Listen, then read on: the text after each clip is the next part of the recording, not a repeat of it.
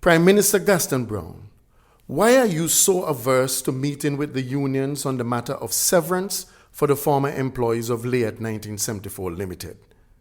Prime Minister Browne, when and how have the workers of LIAT so offended you that you would do anything within your power to deprive them of their just claim for severance and other terminal benefits?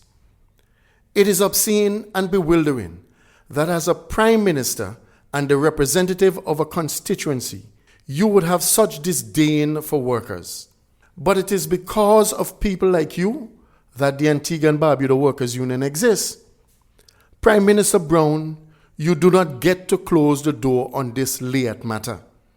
Rest assured that the Antigua and Barbuda Workers Union will pursue this administration and any other administration for that matter, and will use every option available to achieve a fair and reasonable settlement for the workers of LIAT.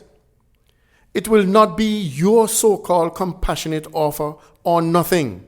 Why should the workers of LIAT go home nearly empty-handed, with only a fraction of their entitlements in cash, having been out of work for almost 3 years, with mounting mortgage payments, coupled with the skyrocketing cost of living, all of which you have the power to resolve? How can this be right?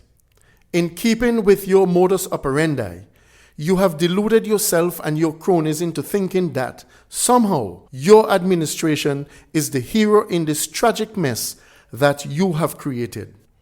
Since the demise of LIAT, the only thing your administration have done for the workers is prolong their suffering, deprive them of their dignity, and insult their intelligence. It is not the case that the union and the workers have been unreasonable with the government. On the contrary, we have pleaded for dialogue on multiple occasions. But what has stalled any progress on this matter is the fact that severance of any reasonable kind for the LIAT workers has never been a priority for the Gaston Browne administration. In addition to this, Mr. Prime Minister, you have spared no effort to keep the workers and the unions and the entire nation in the dark with regards to the administration of LIAT, which should have lasted only 4 months. It has been over 2 years to date.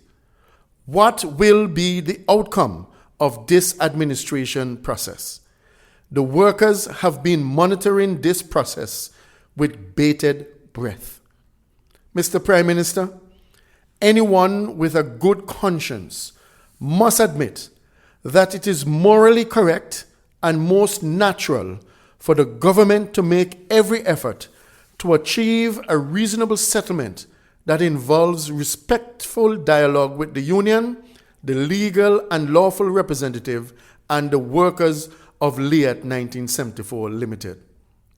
We are urging you again, Mr. Prime Minister, to put aside all prejudice and prioritize the 600 plus workers and their families who have been severely disadvantaged by your administration's uncaring actions.